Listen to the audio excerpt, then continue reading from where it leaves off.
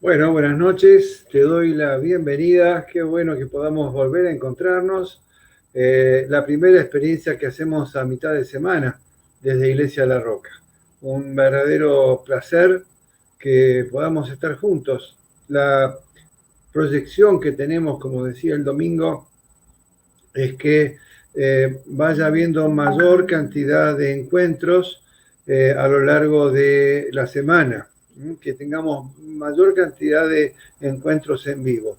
Y para las muchas personas que me han dicho que no pueden estar presentes a esta hora, siempre está la posibilidad de que puedan escuchar el programa que va a quedar, por supuesto, en el Facebook y además en el canal de YouTube que tiene mi nombre y apellido. Mi nombre es Héctor Spacarotela, estoy pastoreando, por gracia de Dios, esta comunidad, buscando una iglesia al estilo de este tiempo tan especial que vivimos.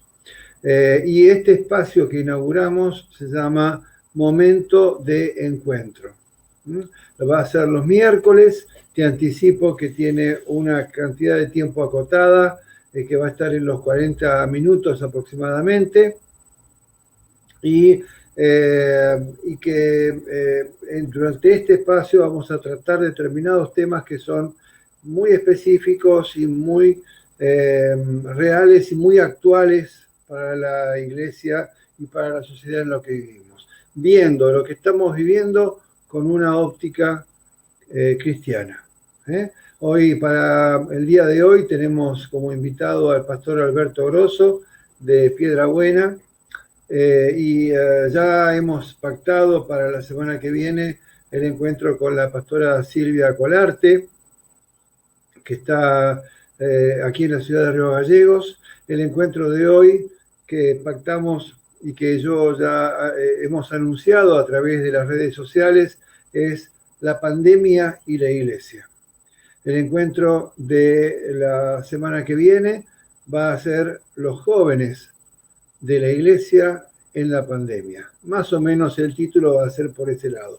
La pastora Silvia va a poner énfasis en la juventud, en qué están viviendo nuestros adolescentes y nuestros jóvenes en este tiempo de pandemia.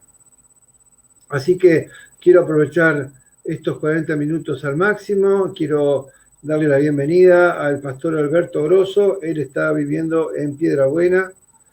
Buen día, Alberto, ¿cómo estás? Hola, ¿qué tal, Héctor? Un gustazo y bueno, un saludo grande a todos los que estén prendidos en esta hora, que podamos aprovechar, como escuché decir recién, estos minutos y bueno, creo que puedan servir para reflexión, Creo que es un buen momento para reflexionar cosas importantes.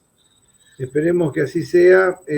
Con Alberto nos tuteamos, nos hablamos de vos, porque somos amigos de mucho tiempo, y lo hacemos siempre con muchísimo respeto.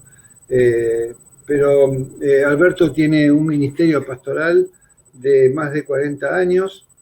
Es un hombre joven, como podés ver en la pantalla, pero tiene un ministerio pastoral de más de 40 años en la ciudad de Piedra Buena.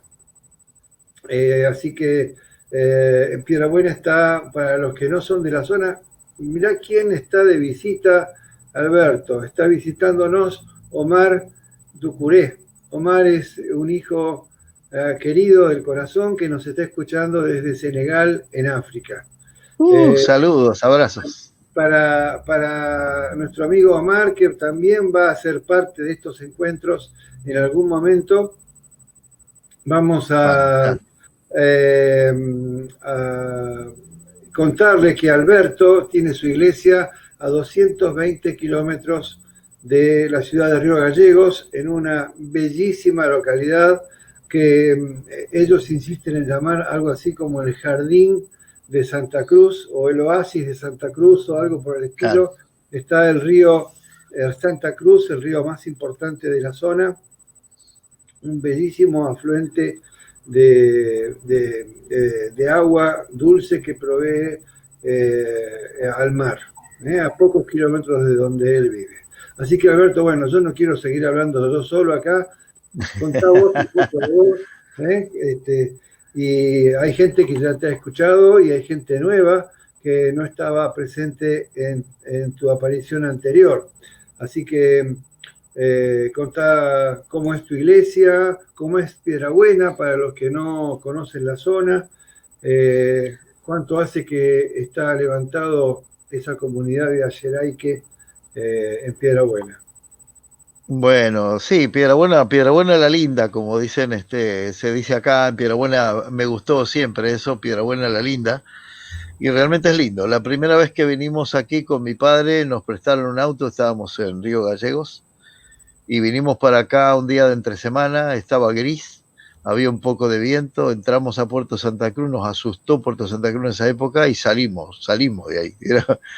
Era como un pueblo fantasma para nuestro ver y no vimos a nadie, no vimos gente, en ningún momento, y todo gris, y ese viento era una postal bastante tétrica en su momento, ahora ha cambiado por supuesto, pero y de ahí vinimos a Piedrabuena y encontramos que esto era casi una aldea, poco más que una aldea, pero sí tenía un distintivo, era mucho más verde, y aunque no había mucho asfalto, ni veredas y todo eso, pero andaba gente en la calle, andaba gente yendo de acá para allá y nos llamó mucho la atención eso, y vimos que tenía cierto atractivo, así que eso marcó un poco también el tema de que después mi padre tomó la decisión de venir en un segundo viaje, como se hacía antes, trajo una buena cantidad de tratados de sociedades bíblicas y se puso a trabajar en la calle, vino con otro hermano y aprovecharon para buscar algo para alquilar y alquilaron lo que yo denominé el rancho, era una antiquísima vivienda de adobe. Y bueno, y ese fue el asiento. Provisionalmente, después de eso, veníamos periódicamente. A partir del año 80, enero del 80, se declaró oficialmente el comienzo de la obra evangélica en Piedrabuena. ¿Fue Todo ese tiempo, la primera comunidad evangélica en Piedrabuena? sí, no había ninguna, estaba solamente la iglesia católica romana y protestante no había ninguna. Y bueno, en Santa Cruz tampoco en ese tiempo, ¿eh? Después fue un obrero nuestro, también de nuestra organización, el que vino al poco tiempo y se hizo cargo de comenzar la obra también ahí. Y bueno, comenzamos viniendo esporádicamente, yo en aquel momento era líder de jóvenes en nuestra iglesia en Río Gallegos, y nos organizamos para venir al menos una vez al mes a partir de principios del 79. Pero enero del 80 celebramos un campamento para jóvenes, nos costó muchísimo hacer aquello, unos caraduras, había más coraje que otras cosas, y hicimos ese campamento y eso significó oficializar el comienzo de la obra evangélica en Piedrabuena para nosotros. Si bien ya veníamos comenzando, entonces ahí nos hicimos responsables. Los jóvenes, yo comprometí a los jóvenes que tenía en aquel momento en la iglesia en Río Gallegos, y todos los fines de semana tenía que venir un grupo, mínimo 2 personas, a atender reuniones de sábado y de domingo. Era interesante porque, bueno, todos los que veníamos teníamos nuestro trabajo legal en Río Gallegos. El lunes había que estar sí o sí, así que no sé cómo, pero había que viajar, había que volver caminando, en bicicleta, como fuera. La ruta recuerdo que estaba hecha pedazos, pero bueno, era todo un mover interesante de dar y poner y hacer y entregarnos en eso, y bueno, fue una épica interesante, digamos, lo que sucedió, y trabajamos hasta el 83, principio del 83, no, fin del 82, fue que decidimos con mi esposa, yo ya casado, hacernos cargo de esta obra porque en una reunión de obreros, mi padre, que era el pastor en aquel momento, hablando de todas las tareas de la iglesia, un anciano preguntó por cómo iba la obra en Piedrabuena. Bueno, obviamente por ser el responsable dimos el informe, y en aquel momento surgió de orar en esa reunión de obreros para ver que Dios levantara quién se iba a hacer cargo de esta obra. ¿Por qué? La palabra de sabiduría que dio el pastor fue: hasta que no haya alguien viviendo ahí a cargo de esa obra, la obra no va a crecer. Y yo creo que esa palabra era muy cierta, así que ahí nomás yo estaba de acuerdo con mi esposa, levantamos la mano y dijimos: nosotros vamos. Y bueno, así que ese fin de año poco antes de Navidad vinimos a pasar las fiestas con la gente que ya había un grupito. Pasamos las fiestas, nos volvimos en enero, promediando enero, y creo que nos vinimos ya a instalarnos. Creo que la mudanza fue allá por mayo, me parece que fue ya medio de ese año 83, y ya había nevado y ahí nos instalamos. En ese mismo rancho lo acondicionamos como pudimos, empapelamos todo porque era imposible arreglar esas paredes y ese cielo raso. Eh, no tenía gas, tenía luz y agua, no tenía más nada que eso, y un tacho patagónico octogonal que funcionaba a veces a leña, a veces a carbón, a veces a lo que hubiera.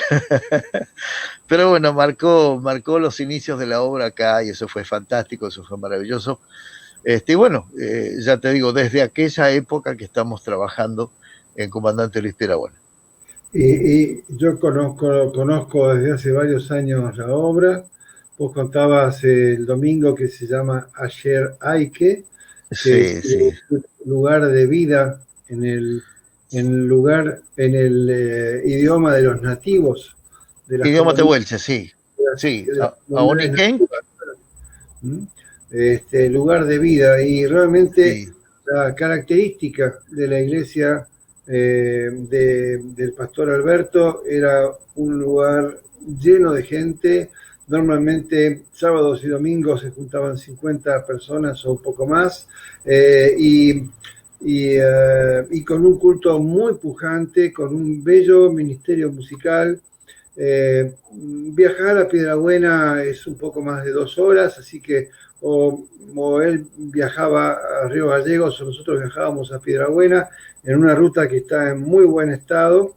Y de pronto, Alberto, en marzo, de todos los proyectos que teníamos, de todas las cosas que querían, que tanto vos con tu comunidad o yo con la comunidad en la que estaba, con toda esa cantidad enorme de proyectos que había, de pronto alguien dijo hasta aquí. Sí, Y entonces, bueno, este es el tema de hoy. El tema de hoy exactamente. es la pandemia y la iglesia. Y lo primero que viene a mi mente es preguntar, imaginando tu comunidad de Ayeray, que por ejemplo, preguntar, ¿es la iglesia que quedó después de la pandemia? ¿No? Como cuando viene una de esas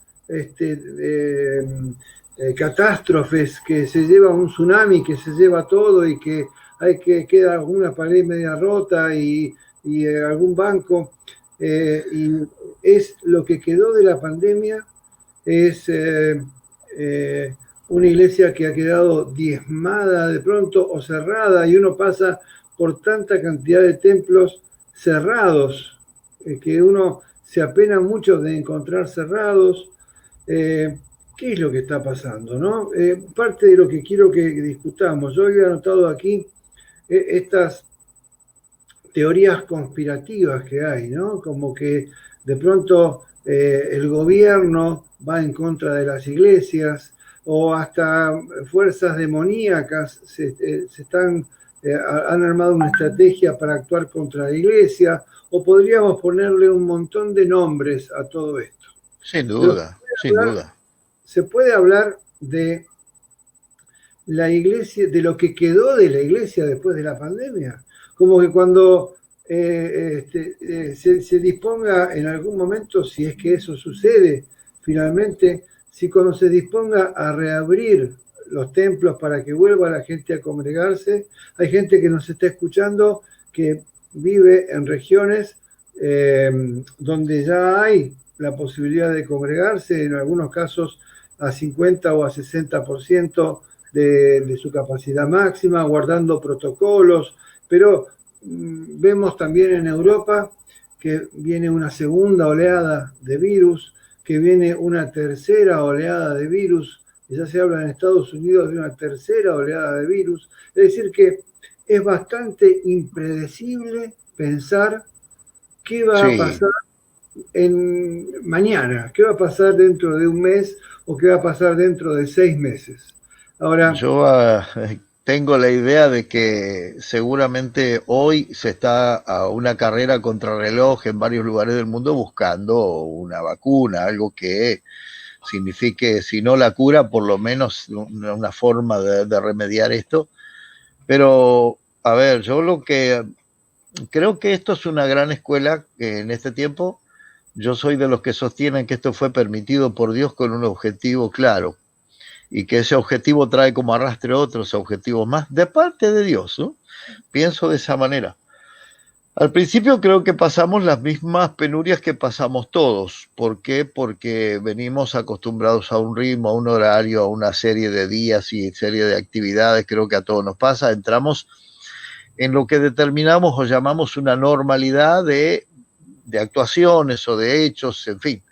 Uno ya sabe el día que da el estudio, el día del culto, de reunión, en fin. Llega un momento que todo eso es tan reiterativo que al fin comienza a ser como un ciclo automático. Al principio fue bastante duro, por supuesto, esto. Los primeros 30 días yo creo que fueron un poco fatales al principio, ¿no?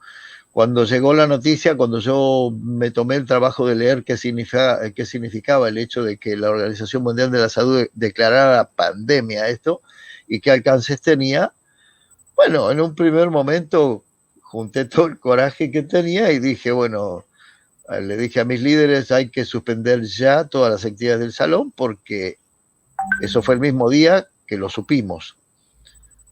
A nivel local, la autoridad local no tenía ni idea, pero yo sabía que iba a pasar. Entonces al otro día sí, evidentemente a la mañana ahí nomás tenían la invitación acá en casa para el mediodía de ir al municipio donde nos iban a poner al tanto de todas las restricciones que había, claro. Así que bueno, es como que en un primer momento vos actuás casi en automático, o sea, que hay que hacer esto, hay que tomar esta decisión, hay que agarrar para este lado, hay que dejar esto. En un primer momento es el coraje de tomar decisiones, pero cuando van pasando los días, obviamente hay cosas que se ponen difíciles. Pero creo que siempre cuando buscamos al Señor está el rescate necesario de parte del Espíritu Santo a través de la palabra. Y entonces yo creo que un poco, por lo menos a mí, me pegó por ahí. Los primeros 3 días fueron densos, fueron pesados, yo sé que fueron pesados para todos. No fue fácil enfrentar esa situación y sobre todo nunca va a ser fácil estar encerrado en la casa, ¿no? Vos sabés que yo tengo un taller y trabajo, bueno, había que cerrarlo, primero que me dijeron que era gente de riesgo por la edad y todo aquello, yo digo, pero si soy un pibe todavía, ¿puedo trabajar? Bueno, tampoco andaba nadie en la calle, así que ¿para qué iba a abrir? Entonces tomé la segunda decisión que fue decir, me quedo en casa. Fue difícil porque, bueno, también vengo haciendo un trabajo que yo lo llamo de contención social, que es la función pastoral de prestar mi oído, a veces ni siquiera aconsejar, sino simplemente que cualquiera pueda tener la confianza suficiente de saber que alguien lo va a escuchar, por más tristes o locas que sean las historias. Y vengo haciendo eso hace rato y se corrió de alguna manera una especie de fama al respecto. Entonces, bueno, ese teléfono hubo momentos que entró a sonar muy seguido todo el tiempo. Cuando empezamos después de los 15 días de principio de pandemia fue terrible. Entonces, digamos que yo estaba muy ocupado también en esta forma de tarea. Me absorbía mucho tiempo. Tener el celular con el cargador puesto todo el tiempo, no sé qué, sin pila y hablar una hora con alguien, otra hora o 45 minutos con alguien, o de pronto como pudiera ir hasta la casa de alguien o de una familia porque había una situación casi de violencia. O sea, a ver, al principio yo estuve muy ocupado y es como que extrañar los cultos, eso no fue tan fuerte para mí. Reconozco que hay gente que sí, porque hay gente que realmente depende de que se haga oculto determinado en la semana. Pero bueno, esto me llevó también a pensar luego, cuando bajó un poco los decibeles de las llamadas telefónicas y todo eso, yo mismo lo bajé porque en algún momento tuve un problema con mi presión arterial, en fin. Tuve que medirme un poco con aquello, pero eso me sirvió para reposar también, que es muy necesario, y leer la palabra y orar y buscar al Señor ya determinadamente de otra manera y con otras cosas en mente. Y lo que empezó a surgir en mí fue el tema de pensar, ¿para qué Dios permitió la pandemia? Entonces ahí surgió un tema muy amplio, es obvio. Ahí hay una primera definición, ¿no? Es decir, oye, Sí, uno piensa, todo esto es una obra del mal que atenta contra la iglesia, uno piensa, claro, salir eh, de la idea clásica de cuando pasa algo que no nos gusta o que nos cambia los planes, pensar que es una desgracia o algo parecido. Me, me hizo temblar un poco una palabra que leí en el libro de Jeremías, y entonces eso me hizo frenar y volver a repensar y reconsiderar cosas.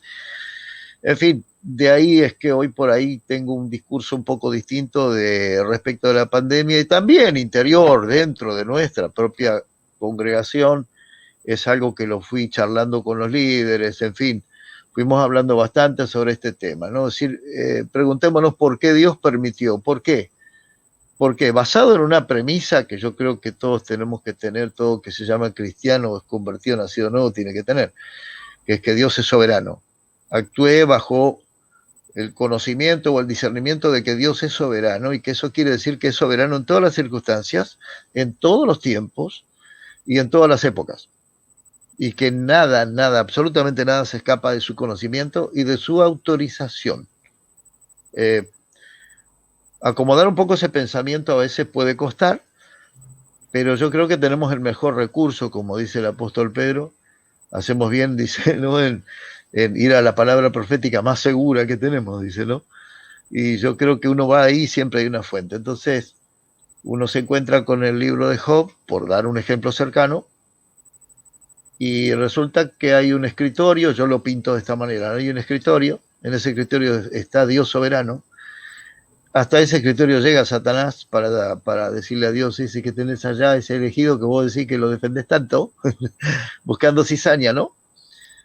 Te obedece por esta causa, por esta razón, pero si vos le sacás todo eso, va a ver como delante tuyo va a decir cualquier barbaridad. Más o menos el diálogo se gesta de esa manera. Job no conoce, nunca conoció de ese diálogo mientras sucedió su vida, y Dios le da una autorización a Satanás para que haga de todo con él, pero le dice: guarda su vida. Y cuando uno relee la historia hay que ubicarse un poco en las épocas, los tiempos. A mí me gusta un poco hacer eso, o por lo menos aprendí que de eso se saca un poco de sabiduría. Y digo, Satanás tiene autorización para hacer ciertas cosas, pero hasta donde Dios le permite, nada más. Entonces mi convicción de que Dios es soberano, hasta dónde, de dónde arranca, en qué se fundamenta y hasta dónde llega. Hay cristianos, y vos lo sabés a esto, que cuando pasa algo que no les agrada, que no les gusta, que los contraviene un poco, fácilmente dicen: el diablo metió la cola. Como diciendo que quizás yo tuve un descuido, o Dios de pronto miró para otro lado y entonces el Satanás hizo lo que sabe hacer, su oficio. Y fundamentado en esta otra cosa, en esta palabra, yo digo que no es así, sino que lo que hace Satanás es porque Dios lo permite. Está absolutamente y milimétricamente calculado qué es lo que va a hacer. Mucho de eso está escrito en la palabra, por supuesto, ¿no? y además, o sea, son todas definiciones que voy anotando a partir de lo que vos estás diciendo y que conviene ir reflexionando Sí, y madurando y pensando, ¿no? En primer lugar, Dios sigue estando en control de lo que pasa sí, con su iglesia. absolutamente. Dios sigue estando en control de lo que pasa con su iglesia.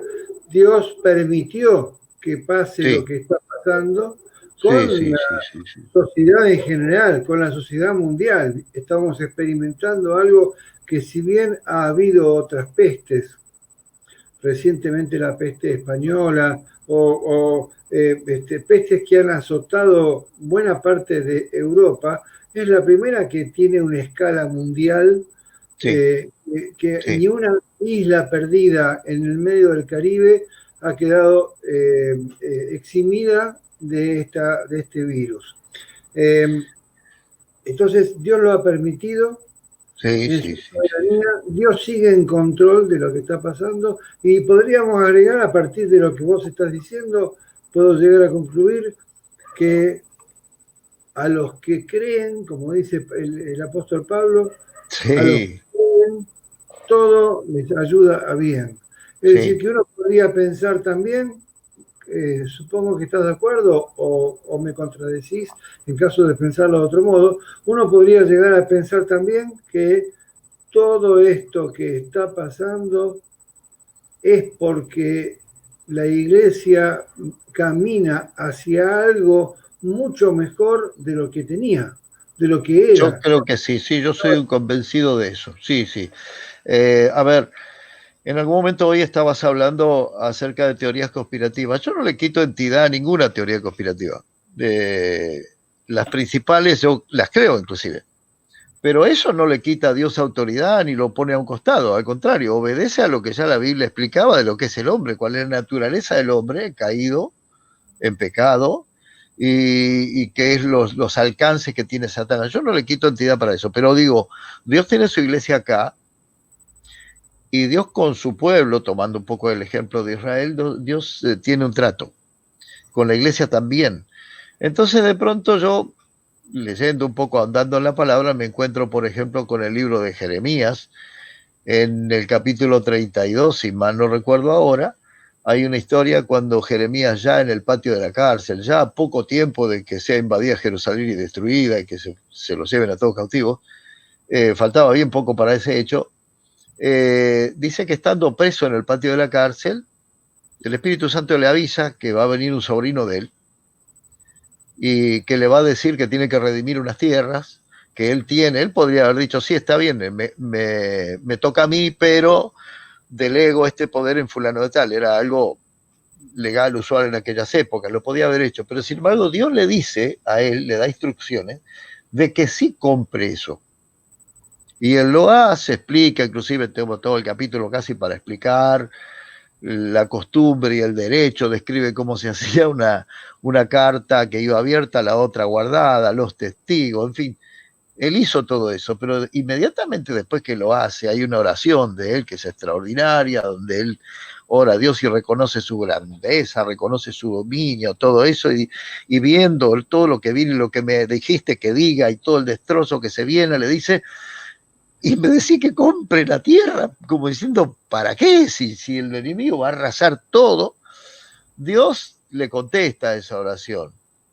Y yo creo que lo que le demuestra a Jeremías es que por algunos momentos lo que suele pasar con nuestra mente es que se nos olvida el alcance de esa soberanía de Dios, que va mucho más allá de mi existencia.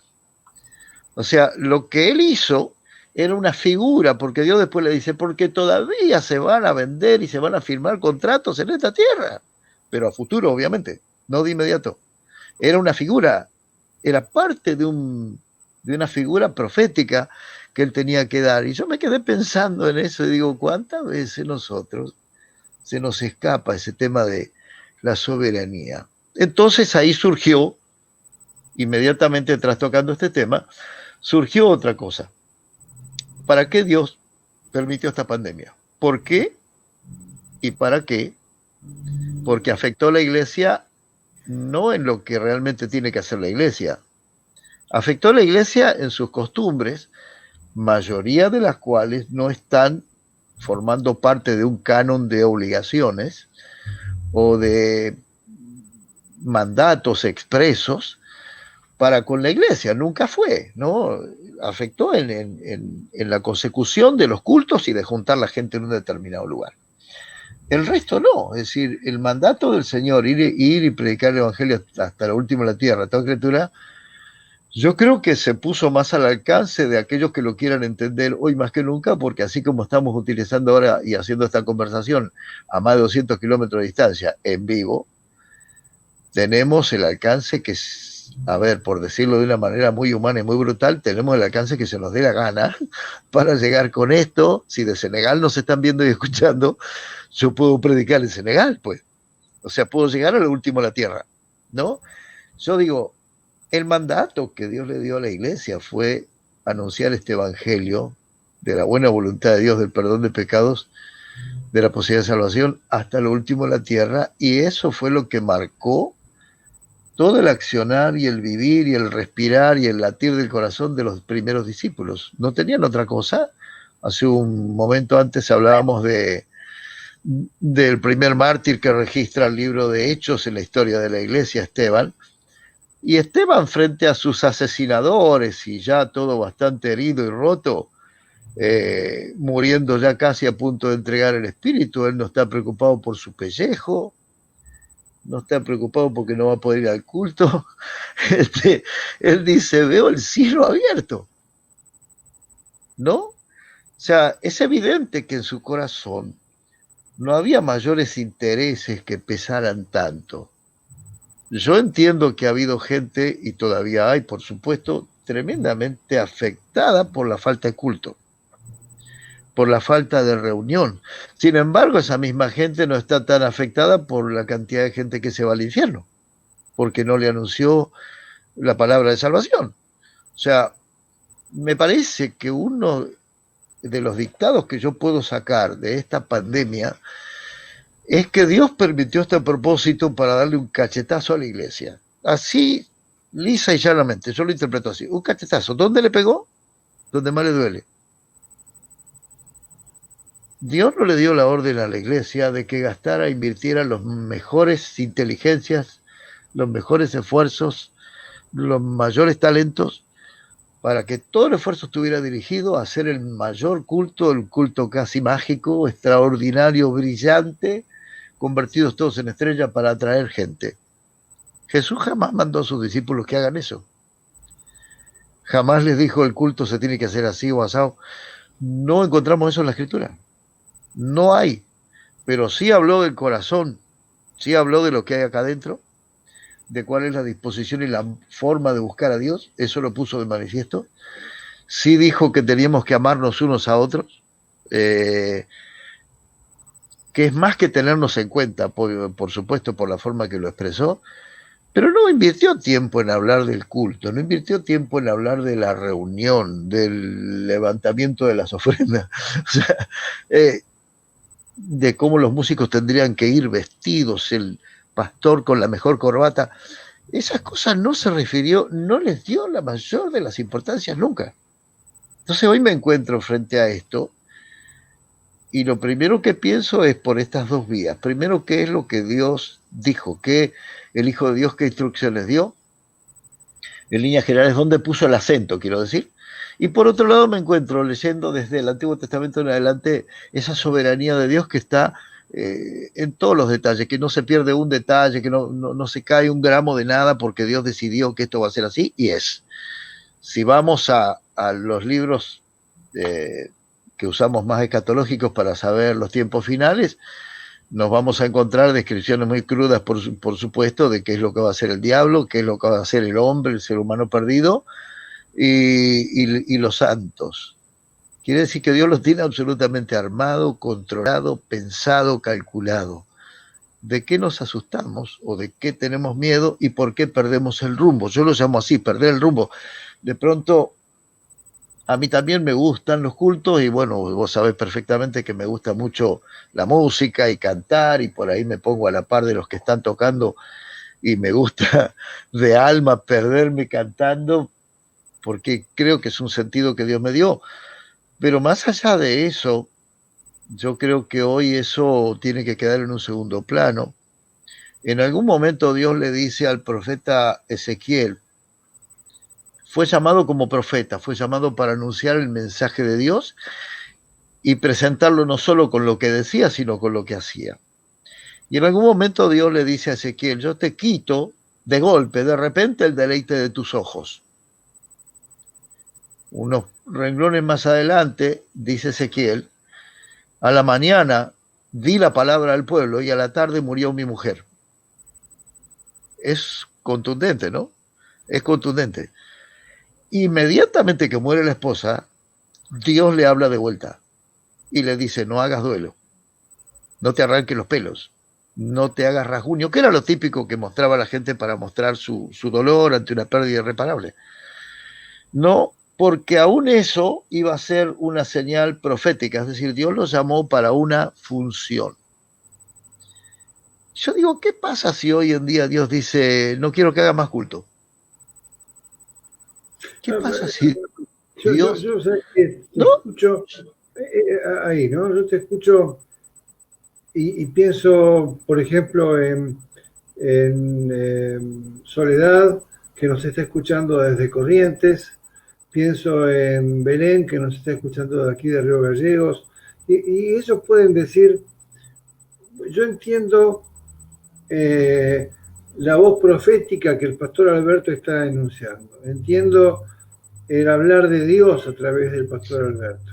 Ahora, la realidad que vivo, la realidad que viene y que es anunciada por delante, donde va a haber una pandemia económica por delante, que todavía está siendo de alguna forma frenada o tienen el pie puesto los políticos sobre la economía para que no se desborde y no estalle prematuramente. Yo veo que gente muy amada por mí, de pronto ya no está. Eh, o que han superado la crisis del coronavirus, pero han quedado con secuelas que les complican su vida Sí, seriamente. sí, Hoy hablaba justamente con una señora que decía que pudo superar el COVID y parecía que estaba muy bien y de pronto cayó en una neumonía que le complica seriamente su salud y se hizo hisopar de vuelta y no tiene COVID, pero sí sus pulmones han quedado debilitados. Y hay gente que ha quedado con su corazón debilitado, hay gente que ha quedado con su cerebro, porque hay una labor importante del virus afectando el cerebro de las personas, gente que ha quedado afectada en sus emociones, los chicos y los adolescentes que llevan 8 meses sin congregarse. Y entonces uno dice, bueno, un momento, yo entiendo lo que dice el pastor Alberto, que Dios está pidiendo que salgamos a cumplir una tarea fuera del templo, que tenemos una labor que es llevar el Evangelio de Cristo hasta lo último de la tierra y que esta situación social, espiritual, política que vive el mundo a partir de esta pandemia es una oportunidad para que esto se dé. Fantástico. Muy bien. Ahora, ¿qué tengo que llevarle yo a mi vecino que se quedó sin trabajo? ¿Qué tengo que llevarle yo a mi otro vecino que perdió a su familiar, su esposo, su esposa, o muchas veces el matrimonio completo?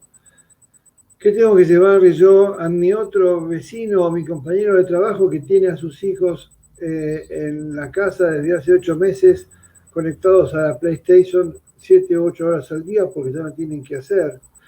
O al otro vecino que no puede engancharse con la escuela, sus hijos no pueden porque no tiene tecnología para hacerlo, no tiene computadora o no tiene tablet o no tiene internet para poder hacerlo. ¿Cuál es el mensaje que la iglesia debe dar en este tiempo? Que vos, yo, Cristian, que nos escucha, Soledad, Noemí, ¿qué mensaje tenemos que dar? ¿Qué mensaje tenemos que aprender que no estamos viendo? ¿Y qué mensaje tenemos que llevar a la sociedad? yo creo que primeramente, como dije antes, es muy sano, es muy bueno hacerse preguntas. Creo que nos hemos formado de alguna manera en el ámbito evangélico hace muchos años con algunos errores bastante gruesos, capitales, ¿no? De no hacernos preguntas. Y por ahí hasta los líderes creo que por ahí fallamos en cómo formamos líderes nosotros o cómo formamos al creyente de la iglesia. Es cierto, sí que yo tengo un estilo muy particular, el que lo ve de afuera puede pensar bastante mal de mí por mi estilo, digamos, de trabajar como pastor o como líder o como se le quiera llamar. soy bastante suelto, no me gusta, yo siempre le explico a la gente, a mi gente, que hay dos palabras que suenan muy parecido, tienen vocalmente un sonido muy parecido y se confunden también fácilmente, que es pastor y patrón. Y la misma gente a veces confunde el hecho de que al ser pastor es patrón. Y yo siempre peleo contra eso porque la figura que ofrece la escritura del pastor no tiene nada que ver con el patronazgo de algo, sino por el contrario, es el que está ahí para sostener, para enseñar, para ayudar, para aconsejar, para orar, muchas veces para soportar, pero no para estar como el patrón que demanda. Yo separo las aguas siempre. Ahora, eso también me da la posibilidad a mí de yo tener la libertad de hacerme muchas preguntas, y la gente que trabaja a mi alrededor también se acostumbró, o yo pretendo que se acostumbre, a hacerse preguntas para no gastar energías inútilmente en cosas que simplemente son costumbre. Como en este caso, es decir, sí, a todos les duele no hacer culto, pero Dios decidió que no hagamos culto. O sea, a ver, si me lo pregunto y lo entiendo, lo único que voy a hacer primeramente es decirle a Dios sí, mi, no mi, porque entendí que la orden es no hagan culto. O sea, cualquiera puede pensar lo que quiera al respecto, pero yo lo entiendo de esta manera. Dios es soberano, Dios permitió esto por algo, tiene un motivo y tiene varios motivos, ¿no? Cualquiera después puede leer allí en privado Isaías capítulo 1 y en la segunda parte se va a encontrar un llamado de atención muy fuerte que Dios le hace a su pueblo en su momento, donde Dios le dice: estoy hastiado, hastiado, dice, esa palabra utiliza, de vuestros sacrificios. ¿Quién les pide que hagan esto? Me tienen cansado, dice después, ¿no? Pero en fin, son cosas que hay que leerlas, hay que repasarlas y hay que verificar, porque me parece que vale la pena. Primero, justamente ahí, en ese pasaje de Isaías, lo que dice Dios es que Él quiere ver a través de su pueblo justicia, equidad, proteger a la viuda, al anciano. Yo creo que hoy la iglesia tiene que salir a la calle en estos términos. Yo doy gracias a Dios por el grupo que Dios me permitió tener en esta casa, en esta casa que es lugar de vida, porque lo primero que surgió cuando estábamos en pandemia, y estos fueron obviamente como siempre, yo lo voy a destacar y las aplaudo siempre, que son las mujeres de la iglesia, se juntaron y programaron un sistema para ayudar gente, sin preguntar qué fe tenían, sino viendo la necesidad. Y se estuvo ayudando a una buena cantidad de familias con un bolsón casi semanal de alimentos. Algunas madres solteras también, y en algunos casos hasta se pagaron alquileres, boletas de luz, boletas de gas, en fin. Es decir, yo creo que la iglesia está puesta por Dios para ser efectiva en el medio de una comunidad, no dormirse en los laureles, porque eso hace daño. El bien o el bienestar, vamos a usar otra palabra, que se siente de poder estar haciendo la voluntad de Dios de veras y no de figuretti, me parece que es lo mejor que nos puede pasar. Y con eso quiero decir, mucha gente cree que servir al Señor es estar preparado para hablar detrás de un púlpito y cantar. Ya está, estoy sirviendo al Señor. Yo a partir de esta pandemia entré a poner eso muy en un segundo y en un tercer lugar. Y cuando leí lo de Isaías, con más razón todavía, porque Dios quería que ese pueblo se viera haciendo cosas en la calle. Lo que Dios condenó fue el culto, ¿no? Porque Él dice, me tienen hastiado con sus sacrificios. Era lo que decía la ley, está todo entendido. Pero Dios se hartó de que el pueblo tomara el culto como el lugar exclusivo de servicio a Dios. Yo fui al culto y con eso ya cumplí, está todo bien. Yo creo que Dios se cansó de eso y por eso permitió esta pandemia. Dijo, justamente lo que tanto aman, se los voy a quitar, no lo van a poder hacer. Había servicio, había actividades, había programas, pero no había adoración. O no siempre había adoración. Yo creo que faltaban dos cosas. No había adoración verdadera, de corazón, como dijo Jesús, ¿no? Pero además faltaba lo que se tenía que ver en la calle. Porque si vamos a Isaías, el Señor le reclama eso, ¿no? Él quería ver justicia, quería ver equidad, quería ver que ampararan al necesitado, que vieran por el necesitado, ¿no? O sea, ¿para qué los quiero acá? Le dice, ofreciéndome culto, si allá donde tienen que estar no están haciendo lo que tienen que hacer. O sea, Dios esperaba verlos haciendo ciertas cosas que sí eran necesidad. Había gente que sufría también por necesidad, había gente pobre, había gente quebrada emocionalmente, y su pueblo estaba destacando que lo mejor era pagar los mejores, porque ella habla de carneros gordos, o sea, aquello costaba plata, costaba dinero, costaba sacrificio, quiere decir, no una moneda importante del bolsillo, se me hace la idea que quiere decir, pero ¿para qué dice Dios, quiero todo esto? Si no deja de ser una mezquindad, porque allá tenés un pobre que no asististe. Allá tenés uno que carece de justicia y no lo amparaste. Allá tenés otro que está quebrado y no lo abrazaste.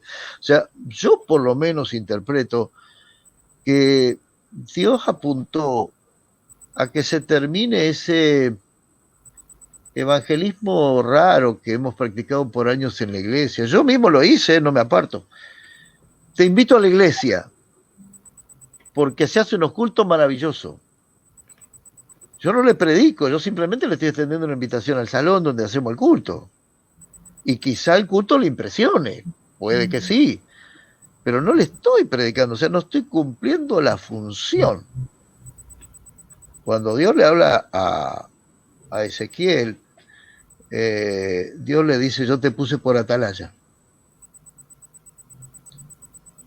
En el segundo capítulo habla de eso, se lo explica, y en el capítulo 33, creo, se lo vuelve a decir, pero un poco más ampliado la idea, cuando él le dice, yo te puse por atalaya en el pueblo, y tenés esta función que hacer, y si no la cumplís, ese va a morir por su pecado, pero vos no le avisaste, yo voy a demandar su sangre de tus manos porque no cumpliste lo que yo te mandé. Entonces, creo que, a ver, la idea que me hago en general es que Dios permitió la pandemia para muchas cosas. Obviamente Dios no hace algo con un solo propósito.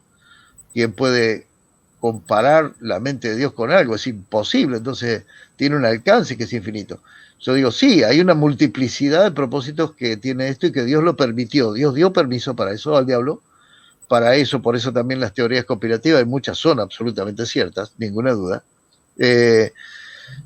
Inclusive pensando en eso, a ver, por un instante, de que las teorías conspirativas son ciertas, de que hay un globalismo determinado y que hay mentes que están trabajando para esto. ¿Cuál es mi responsabilidad? ¿Cuál es mi ubicación como iglesia? ¿Sigo deseando que la cosa siguiera como antes, encerrado en cuatro paredes, haciendo el mejor culto, el culto más brillante para impresionar a la sociedad? ¿O salgo a la sociedad con la voz profética que Dios me dio? El abrazo, yo he experimentado en este tiempo ir a casas de gente inconversa y estar frente a gente quebrada y de pronto un conflicto familiar y ponerme en el medio para que no se agarren a trompada. Pero también he experimentado, y digo, y gracias a Dios que lo pude hacer. Cualquiera diría, el pastor fue y predicó y en el nombre de Jesús. No, me puse en el medio y me podían haber pegado a mí, nada más que eso. Y tratar de hilvanar algún, no un discurso, pero lograr una forma de diálogo para aplacar los ánimos exaltados y todo eso. Y en otros lugares simplemente me tocó escuchar un poco y extender un abrazo. Y hasta llorar junto con alguien, nada más. Tenemos ya 48 minutos de Wow, casi 49 se nos fue el de tiempo. transmisión y habíamos hablado de 40. Yo siento que mucho quedó por comentarse. Ninguna duda, Quedó para seguir hablando. ninguna Pero duda. me gustaría que pudiéramos tomarnos un par de minutos para cerrar esto con una oración. Amén, amén. Hay mucha gente que seguramente se ha conectado buscando respuestas que no necesariamente vienen de un hombre, sino buscando tener este tiempo a solas con Dios.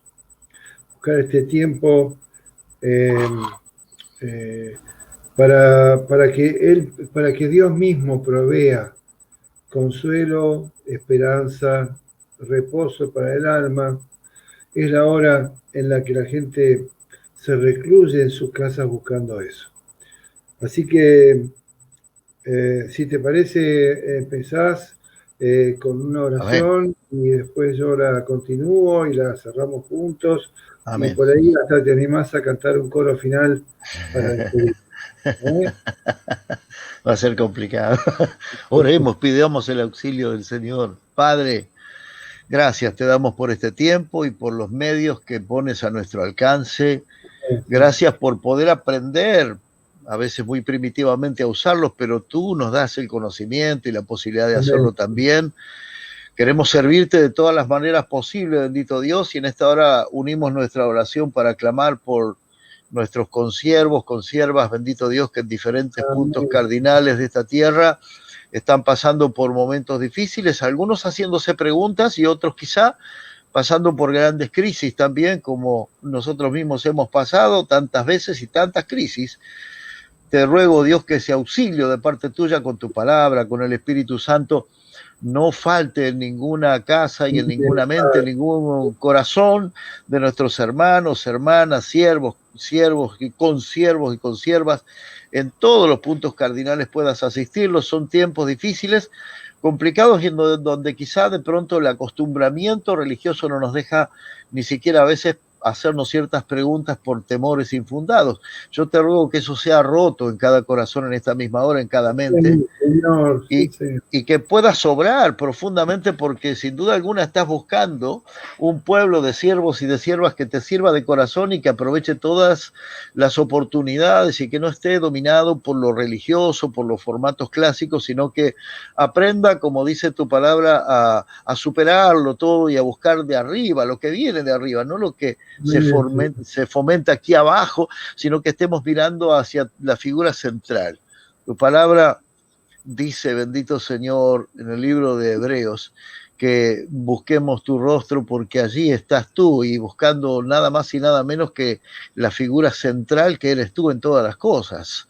Hemos aprendido quizá erróneamente que formamos parte de alguna manera de una figura central y nos hacemos un cartel, un nombre, un apellido, una figura, una foto, pero siempre al fin y al cabo te dejamos de lado. Y son nuestros planes y son nuestros proyectos los que priva, y de eso después lo único que tenemos es una enorme crisis interna porque nos vamos dando cuenta que no dimos en el blanco. Señor, yo te ruego que actúes en medio de esto, en vista de lo que me has podido dejar ver, de lo que me has permitido comprobar. Yo te ruego que impactes el corazón de los siervos y siervas en esta misma hora potentemente, para Amén. levantar de allí un pueblo y que el soplo poderoso de tu Espíritu Santo, ese viento recio, venga en estos tiempos sobre cada pastor, cada pastora, cada obrero, cada líder, bendito Dios, para generar así un verdadero mover del Espíritu, un verdadero soplo del Espíritu, principalmente aquí en esta región donde nos encontramos, bendito Dios, y que pueda traer un avivamiento tal de arrepentimiento que miles o tal vez millones de almas puedan arrepentirse de sus pecados y volverse a tus pies, bendito Dios, que eso significará una verdadera luz en estas tierras australes como nunca se ha visto. Deseamos eso fervientemente, bendito Dios, en el nombre de Jesús. Amén, Señor. Y cuando lo escuchaba el pastor Alberto hablarte, pasaban por mi mente rostros, personas que hoy están de otro lado de estos micrófonos, de esta cámara, y que no están pasando bien, que están sufriendo físicamente producto de que hoy están conviviendo con el virus y llenos de temor y llenos de miedo porque no saben qué va a pasar mañana, porque así funciona, ni de qué modo los va a atacar mañana, ni de qué modo protegerse y poder sobrevivir. Señor, yo quiero pedirte por cada uno de ellos, por Santo los que Dios. sufren físicamente, por los que sufren emocionalmente, por los que están cayendo en depresión, Señor, por los que no ven una perspectiva hacia adelante, por los que ven un túnel que no saben Santo dónde está la Dios. luz al final, Señor, ni saben cómo termina ni hacia dónde va. Quiero Santo pedirte, Dios. Padre, por los que sufren espiritualmente, porque se están preguntando dónde está Dios, dónde Santo está Dios. Dios. Auxilia, Dios. Señor, yo te pido, Padre, en el nombre de Jesús, tomándome de la mano del pastor Alberto, de los pastores que están presentes, de los hermanos y hermanas que están presentes, tomándonos de las manos a través de esta red social, de esta tecnología, te pido, Señor, que te manifiestes en nuestras vidas, que te manifiestes en cada una de las personas que están escuchando, que te manifiestes, Señor, que estés presente, que de una forma o de otra nadie de los que estamos siendo parte de este encuentro se vaya a dormir esta noche sin sentir Sí, Señor. tu presencia cerca de ellos. Sí, Señor. Señor, oramos tomados de las manos en el nombre de Jesús, Padre. Sí, Señor. Aleluya. Amén. Hay un pequeño texto. Este es un coro nuevito. Mira, este es un coro que nos enseña Nahum. Algunos dicen un coro nuevo. Pero dice Nahum, capítulo 1, versículo 7, y me encantaría por ahí que los que tienen Biblia lo busquen, lo anoten, lo marquen. Es bien cortito porque es nada más que ese texto y dice: Jehová es bueno, fortaleza en el día de la angustia. Jehová es bueno, fortaleza en el día de la angustia. Y conoce a los que en él confían. Y conoce a los que en él confían. Un coro nuevito. Un coro nuevito. Tiene, Gracias. creo que algo así como 2500 años, una cosa parecida. Gracias por ser parte de este proyecto, Alberto. Gracias por un abrazo inmenso. Permanente. Esperemos que, como decíamos fuera de cámara, podamos comernos pronto tus berenjenas en escabeche. Y gracias a todos los que han estado presentes o están presentes ahora mientras estamos compartiendo este encuentro. Nos encontramos mediante en vivo el domingo a las 10:30 de la mañana y el miércoles que viene a este momento de encuentro también a las 20:30. Dios te bendiga, multiplica esto, compartilo con otros. Si sentís que fue de bendición para Dios, para vos, ponele compartir y compartilo en otro Facebook, en otra red social. Hace que esto pueda llevar bendición a otros. Gracias Alberto, gracias a todos. Abrazo, gracias a ustedes.